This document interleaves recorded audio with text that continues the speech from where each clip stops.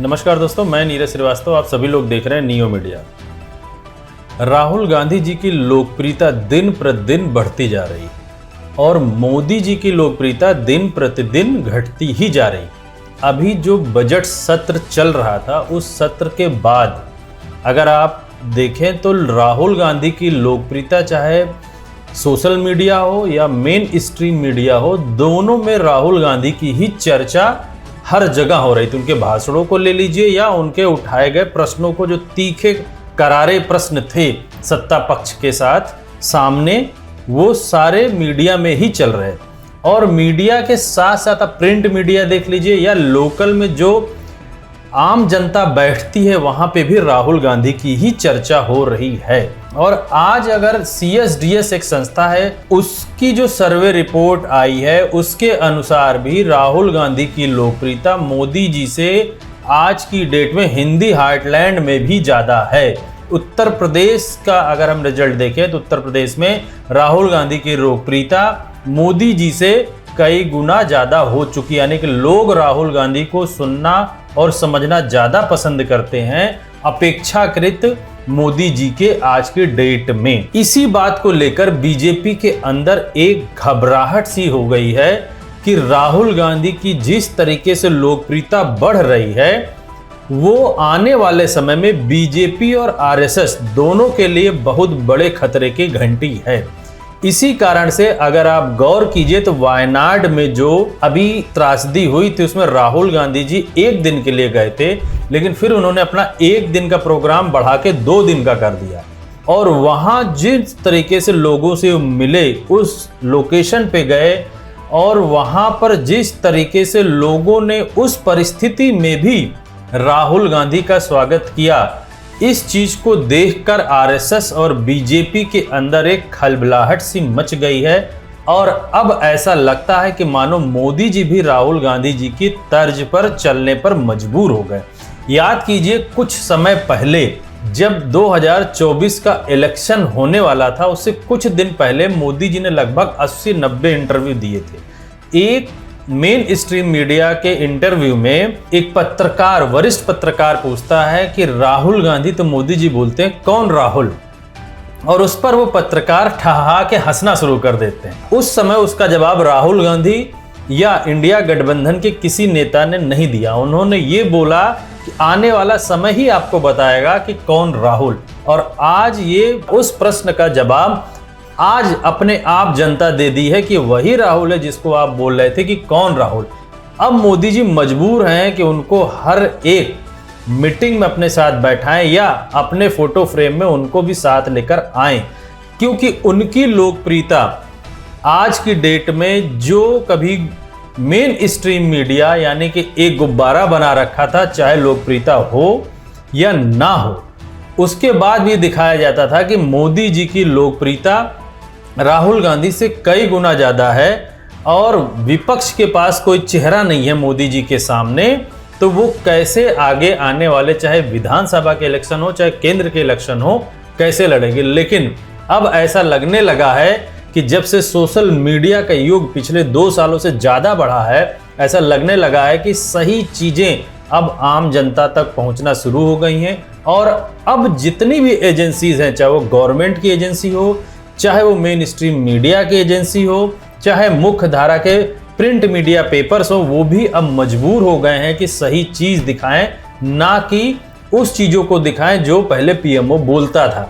दबे हाथ ही सही, लेकिन लोग अब ये दिखाना शुरू कर दिए हैं कि राहुल गांधी की लोकप्रियता मोदी जी से कहीं ना कहीं हर स्टेट्स में ज़्यादा होती चली जा रही है, या उनका ग्राफ बढ़ रहा है और मोदी जी का ग्राफ डाउनफॉल की ओर है।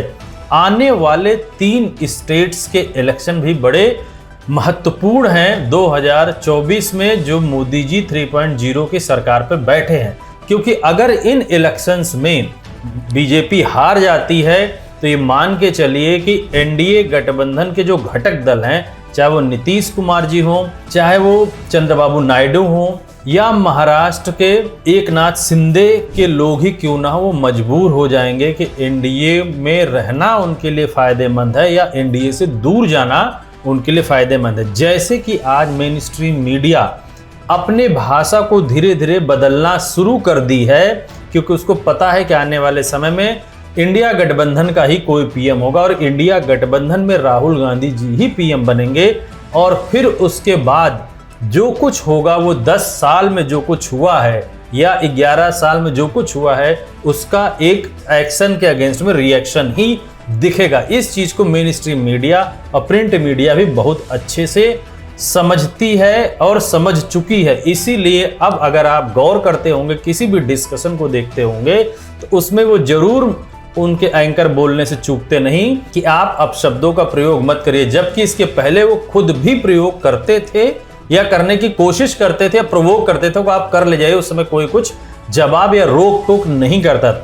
अगर आप गौर करें, विगत 2 महीने के अंदर में जितने भी प्रवक्ता बीजेपी के मुख्य धारा के मीडिया में आए हैं, वो अगर मेजर हिंदू मुस्लिम करने की कोशिश की हो या अपशब्दों का प्रयोग करने की कोशिश की हो, तो जो भी एंकर है उन्होंने उनकी लताड़ लगा दी या फिर ये बोल दिया कि अगली बार अगर विपक्ष भी आपको बोलेगा तो मत बोलिएगा, यानी कि वो अब फूक फूक कर कदम उठा रहे हैं। इसी क्रम में अगर हम सिर्फ आने वाले 3 स्टेट्स के इलेक्शन को देखें, महाराष्ट्र, हरियाणा और झारखंड, तो महाराष्ट्र में भी राहुल गांधी की लोकप्रियता आज की डेट में मोदी जी से ज्यादा है। यानी कि अगर हम इंडिया गठबंधन की पूरी लोकप्रियता देखें तो एनडीए गठबंधन से ज्यादा दिखती है।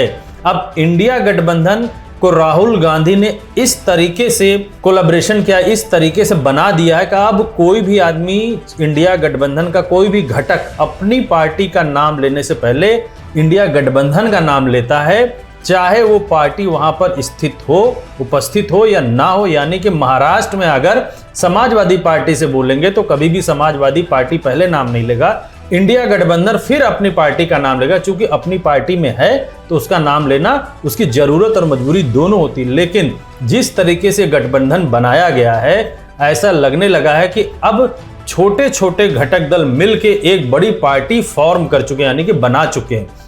और इसी की लोकप्रियता को देखते हुए एनडीए गठबंधन में जो भी घटक हैं और बड़ी पार्टी बीजेपी जो है, अपने आप में बहुत असहज महसूस करना शुरू कर दी है। महाराष्ट्र में अगर हम चेहरा देखें इंडिया गठबंधन और एनडीए गठबंधन के बीच में, तो इंडिया गठबंधन की बड़ी पार्टी में से या कह लीजिए मुख्य चेहरा राहुल गांधी हैं और फिर उद्धव ठाकरे जी हैं और शरद पवार हैं। इन तीनों लोगों की लोकप्रियता अगर हम जोड़ दें तो एनडीए गठबंधन के बड़े में मोदी जी का चेहरा मान लीजिए, अमित शाह को एक चेहरा, और फडणवीस यानी कि बीजेपी के 3 चेहरे, ये एकनाथ शिंदे ग्रुप 1 और अजीत पवार, इन सारे 5 लोगों को जोड़ लीजिए तो ये 3 चेहरा, और इसमें अखिलेश यादव को भी जोड़ दीजिए तो ये 4 चेहरा आपको इन 5 चेहरे से लोकप्रियता की दृष्टि से बहुत ज्यादा आपको दिखेगा अपेक्षाकृत इन लोगों की लोकप्रियता से। यानी कि 288 जो सीटें हैं आने वाले इलेक्शन में विधानसभा के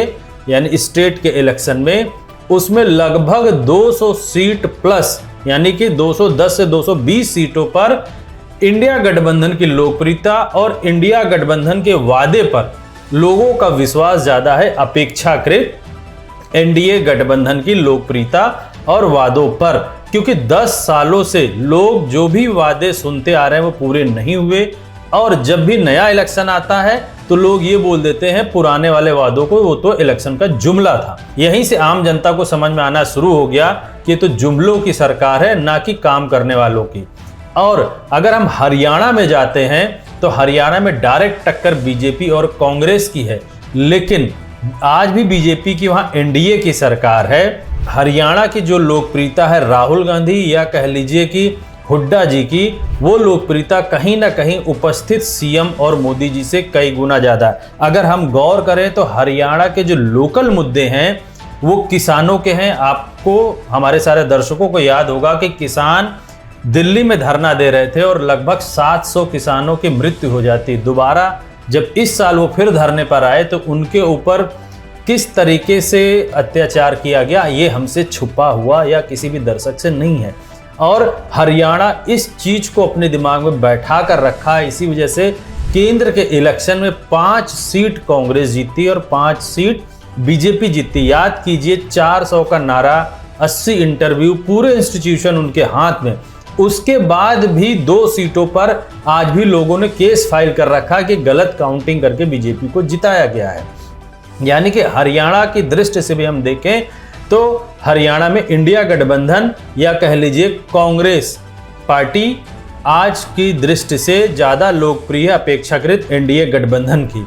और अभी दिल्ली में अगर केजरीवाल जी भी बाहर आ जाते हैं तो मान के चलिए कि हरियाणा बेल्ट में भी इंडिया गठबंधन और मजबूत होगी, क्योंकि जो उप मुख्यमंत्री हैं दिल्ली के, अभी उनको कोर्ट ने बेल दे दी है और उनके लिए जो वकील हैं वो कांग्रेस के ही नेता हैं। अभी आपने एक जगह देखा भी होगा, मनीष सिसोदिया ने ये बात बोली कि उनके लिए जो वकील लड़ रहे थे वो कांग्रेस के नेता हैं और एक तरीके से उनके लिए वो भगवान के समान है। क्यों? क्योंकि उन्होंने बीजेपी और जो सीबीआई के आपसी षड्यंत्र थे उसके खिलाफ लड़ाई की और कोर्ट से जीत हासिल करके उनको जमानत पर बाहर निकाला। और बहुत जल्दी ही केजरीवाल भी बाहर निकल जाएंगे। अगर केजरीवाल जी भी बाहर निकल जाते हैं तो मान के चलिए हरियाणा में इंडिया गठबंधन की बहुत बड़ी मजबूती होगी। जिस चीज से बीजेपी डर रही थी अब वही होना शुरू हो गया। पहले बीजेपी ये मान के चल रही थी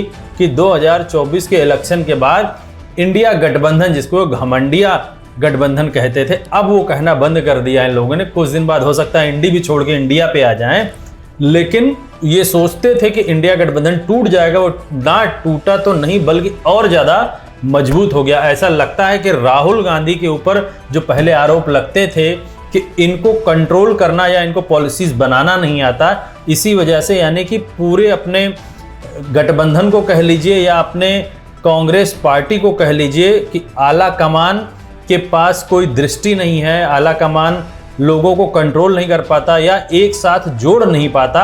वो अब ऐसा लगता है कि राहुल गांधी जी बड़ी मजबूती से इंडिया गठबंधन को पूरा एक साथ जोड़ कर रखे हैं। अगर आप गौर करिए तो स्टेट वाइज जहां जहां भी छत्रप बड़ी स्थिति में यानी उनसे बड़े, उनको वो पूरी तरीके से इज्जत देते हैं ताकि इंडिया गठबंधन और मजबूत हो। और जैसे जैसे दिन गुजर रहा है वैसे वैसे इंडिया गठबंधन एक मजबूती के साथ खड़ा है। ठीक इसी तरीके से अगर हम झारखंड में देखें तो झारखंड में भी इंडिया गठबंधन कहीं ज्यादा मजबूत है एनडीए गठबंधन के सामने। अगर आपको याद हो तो झारखंड के मुख्यमंत्री यानी सिटिंग मुख्यमंत्री को बीजेपी ने जेल में डाला था और वो भी 6 महीने के बाद इलेक्शन से पहले बाहर आ गए थे। और झारखंड के हेमंत सोरेन सीएम है और उनके आने के बाद, जेल से वापस आने के बाद जिस तरीके के उन्होंने पॉलिसीज लॉन्च की हैं, ऐसा लगता है कि इंडिया गठबंधन वहां और मजबूती से रहेगा। आने वाले समय पूर्ण बहुमत में इंडिया गठबंधन आ जाएगा।